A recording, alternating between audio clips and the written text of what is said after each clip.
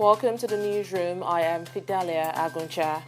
National Assembly lawmakers resumed plenary on Tuesday despite an ongoing strike action by workers in the complex. The senators and lawmakers returned to plenary after police officers barricaded the entrance of the building, and at the end of plenary, lawmakers agreed to host President Muhammadu Buhari's budget presentation on Wednesday. The senators have also agreed to probe the arrested and continued detention of human rights activist Deji Adeyanju. The lawmakers reached a resolution after debate on a motion raised by Senator Dino Melaye. The matter has been handed over to the Joint Committee on Police and Judiciary to investigate and report back in 1 week. President of the Nigerian Bar Association, Paul Usoro, has been arraigned before the Federal High Court sitting in Lagos. He has also been granted bail in the sum of 250 million naira. The argument for the bail of the NBA president was taken today after he pleaded not guilty to the charges. Usoro is also to deposit his international passport with the court.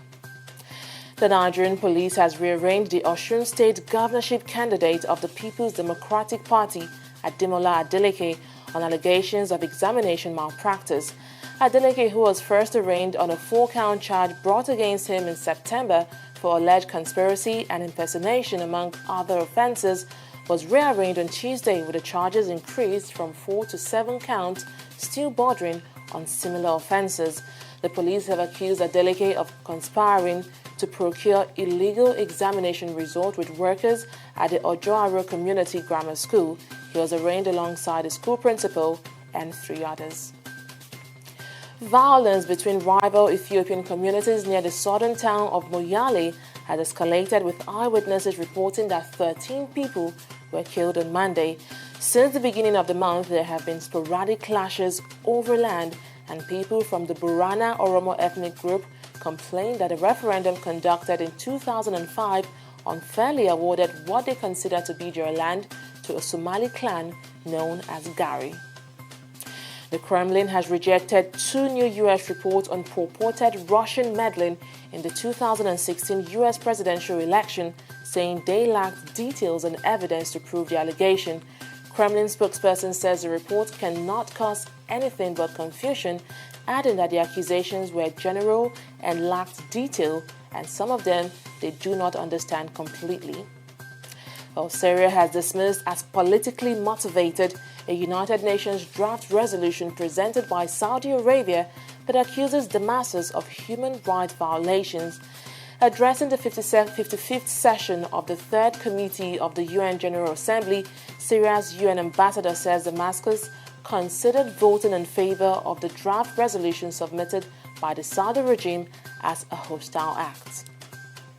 And FIFA has banned Sidi Kinte, former president of the Gambia Football Federation, from all football activities for 4 years after finding him guilty of bribery and corruption. Kinte was also hit with a $200,000 fine for violating FIFA's code of ethics regarding bribery and corruption and offering and accepting of gifts and other benefits.